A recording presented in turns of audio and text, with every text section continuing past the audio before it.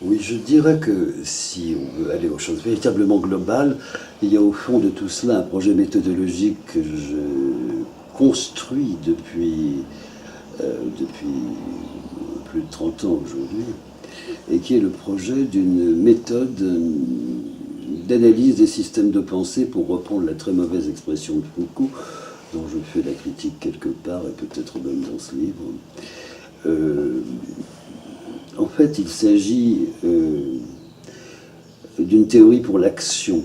Il s'agit d'une théorie qui permette effectivement de procéder à de l'analyse de discours en situation au moment où l'on est exposé d'une manière parfaitement réitérée et régulière à ces discours, qui sont effectivement souvent des discours faux, des discours injustifiables, des discours de nature strictement idéologique, qui entretiennent avec la science parfois une référence trompeuse.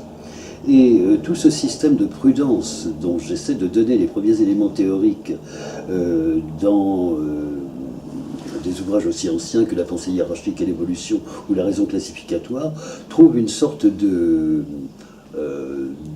point d'or qui est en même temps une introduction à la méthodologie en elle-même, dans Qu'est-ce que le matérialisme, publié il y a quelques années chez Belin. Effectivement, ce livre a produit auprès de son lectorat un effet quand même assez considérable d'après les retours que j'en ai eus, et ça m'encourage à essayer de populariser en quelque sorte, non pas des recettes d'émancipation théorique, parce que ça ne marche jamais, mais d'inciter les lecteurs auxquels je m'adresse, parce que je m'adresse malgré tout surtout à des lecteurs, à essayer de voir comment les choses fonctionnent à l'intérieur de mes propres analyses. C'est-à-dire que je ne peux pas en produire en une phrase le résumé. Je ne suis pas Évariste Galois qui va résumer sa théorie mathématique en quelques heures de la nuit d'insomnie qui a précédé son duel où il allait trouver la mort. Un théoricien dans les sciences humaines ne peut pas faire ça. En revanche, il y a un certain nombre d'idées-forces.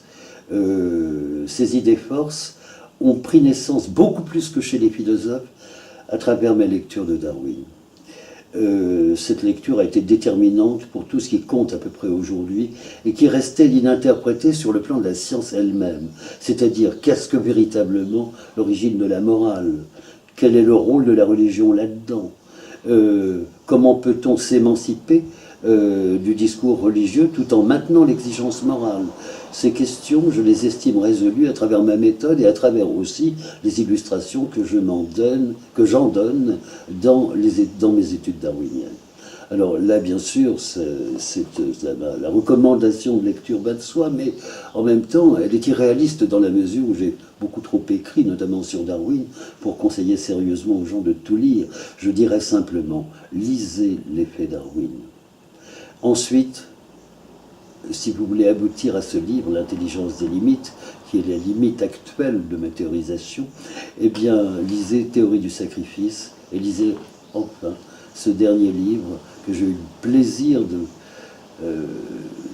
de fabriquer avec des amis, puisqu'il s'agit des éditions Groupen, que je salue, et qui contient en quelque sorte, pour la première fois peut-être, un certain nombre de prises de position contemporaines sur les grandes questions de civilisation.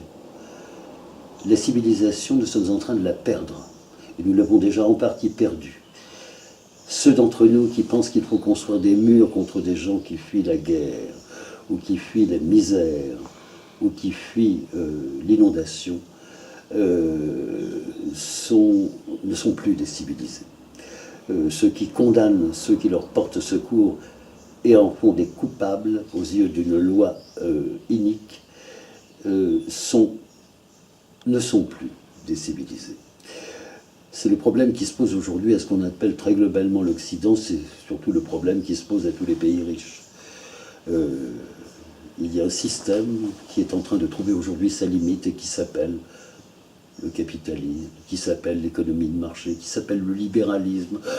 Sous quelques dénominations qu'on le présente, il s'agit toujours de la même chose et de ses entours. Et cela, il va falloir le comprendre avant que la réalité ne soit cette sanction terrible que nous voulions avant, d'une manière presque utopique, être une sanction de la conscience et de l'intelligence humaine, contre un système devenu inacceptable. Aujourd'hui, si ce système est inacceptable, il y a peu de gens qui en sont conscients, hélas, parce que son grand effort, malgré sa désadaptation croissante aux nécessités de la vie, et notamment de la vie communautaire et de la vie internationale, eh bien, ce système nous a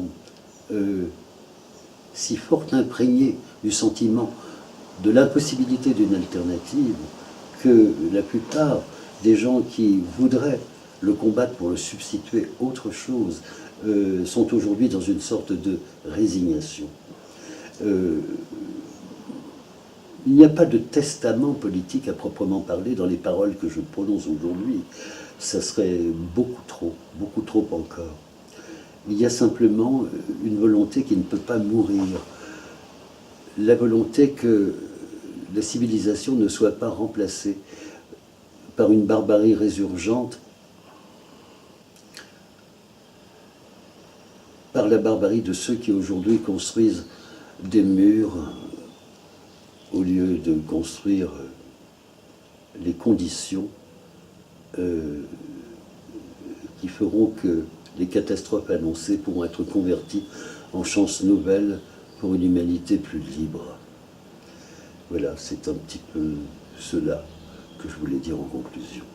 Autrement dit, et comme je le dis quelque part, peut-être même à la fin de ce livre, la barbarie construira des murs, la civilisation construira des villes et plantera des forêts. Merci Patrick Thor.